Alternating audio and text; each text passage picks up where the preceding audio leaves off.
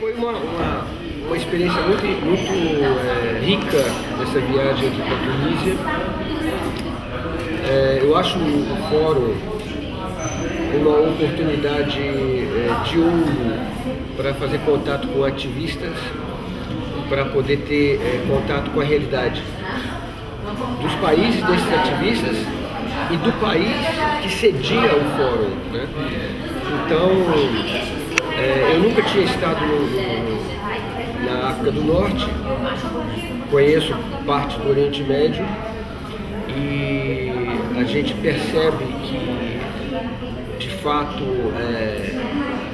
quando você vai, você conversa com as pessoas, visita os lugares, isso é muito mais importante. Eu estou indo embora, mas infelizmente eu deveria ficar mais tempo aqui para ver. Existem muitas coisas acontecendo aqui que não tive tempo de investigar, de apoiar, né? Então seria realmente importante poder ter mais tempo, né? Mas mesmo assim, mesmo com esse tempo que a gente está aqui, foi uma boa experiência. Aqui você teve uma marcha ontem, né, contra o terrorismo, por conta do atentado que teve aqui no museu, né, no Museu do Bardo, que vitimou turistas estrangeiros. Ontem eu estive no Museu do Cartago e ele estava, a segurança era feita por soldados do Exército. A manifestação que teve ontem aqui, pelo que me foi informado, teve a presença até do presidente da França, François Hollande. E o que me preocupa nesse tipo de manifestação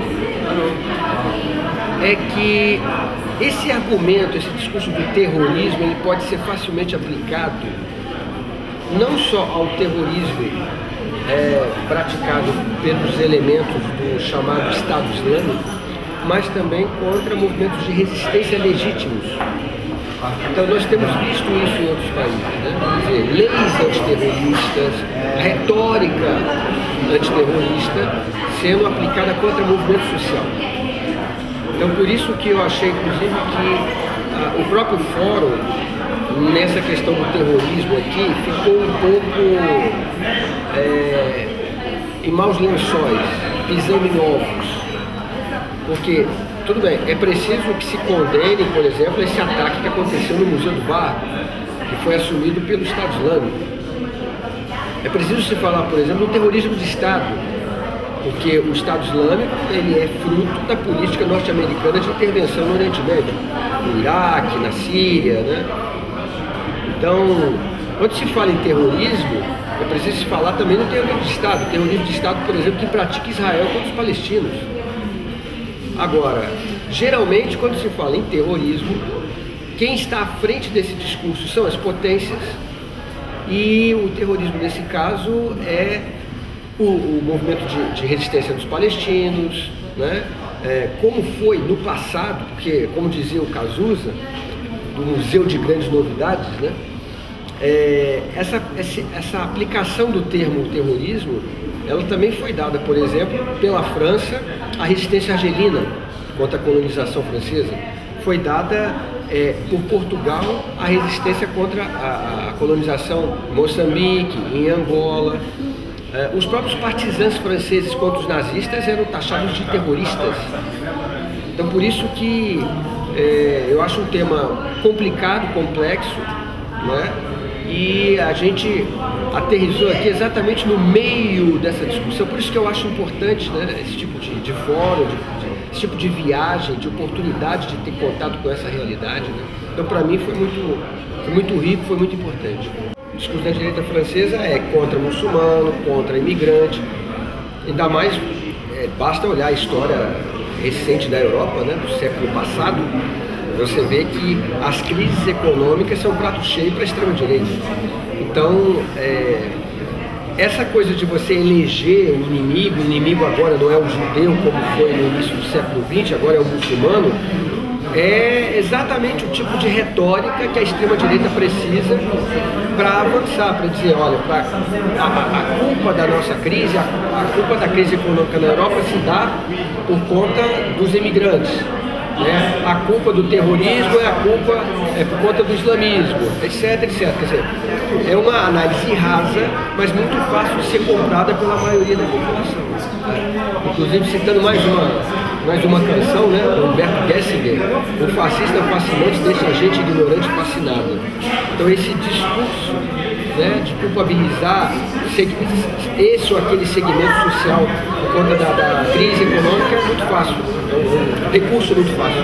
Eu fui convidado pela Ciranda para participar de uma mesa a respeito de liberdade de expressão, e aí a gente tratou sobre essa questão do Charlie Hebdo, do atentado ao Charlie Hebdo, e houve uma mesa, né, composta por mim, um francês que é editor de um jornal similar ao Charlie Hebdo e um cartunista marroquino. Esses dois, eles tinham um discurso semelhante àqueles que a gente viu depois dos atentados, sobre a liberdade de expressão, etc. E eu acho que essa discussão ela não tem que ser permeada apenas pela questão da liberdade de expressão, mas é preciso ver as charges do Charlie Hebdo num contexto geopolítico, contexto histórico, de ódio aos muçulmanos que tem acontecido na Europa, Estados Unidos, pós 11 de setembro. E eu percebo que a discussão foi enviesada, a discussão foi torta, né? Foi deturpada, foi desviada do seu foco principal. Então dizer que condenar os ataques é óbvio, né? Ninguém em sua consciência pode apoiar esse tipo de ação, mas é preciso entender que essas charges de Maomé, elas não foram feitas apenas, não é um caso isolado. O Charlie Hebdo, desde 2006, quando foi publicado pela primeira vez charges sobre Maomé num jornal dinamarquês, foram publicadas sucessivamente ao longo dos anos, de 2006 até 2015, nesse jornal. Então, isso nos faz crer que existe uma campanha de fato, né? Não é simplesmente um ensaio de charges sobre a questão. E mesmo que o Charlie Hebdo quisesse criticar, por exemplo, a manipulação da religião para fins políticos, você fazer um desenho de Maomé pelado, de quatro, com a bunda para cima, não tem nada a ver com uma crítica, uma análise política. É simplesmente agredir, ofender. Então, eu tive a oportunidade de pautar essa discussão também nessa mesa, né, porque ela estava muito... Inclusive, até criou-se um certo desconforto em alguns dos participantes, a defesa da liberdade de expressão do Charlie Hebdo por parte do jornalista francês, né? Então também foi uma ótima mesa, uma ótima oportunidade, foi muito bom, fiquei muito satisfeito de ter participado, de ter sido convidado pela Ciranda para essa mesa. Eu costumo dizer que a gente, num país em que a mídia é dominada por famílias, né, e isso reflete a própria política, o próprio Estado brasileiro, que é uma oligarquia anacrônica, atrasada, né, então isso se reflete também nas comunicações. Dentro desse contexto é preciso que se discute alternativa de mídia livre, né? Por isso que eu aplaudo essa decisão. Aplaudo esse tipo de esforço de se discutir, de se criar, de se construir isso.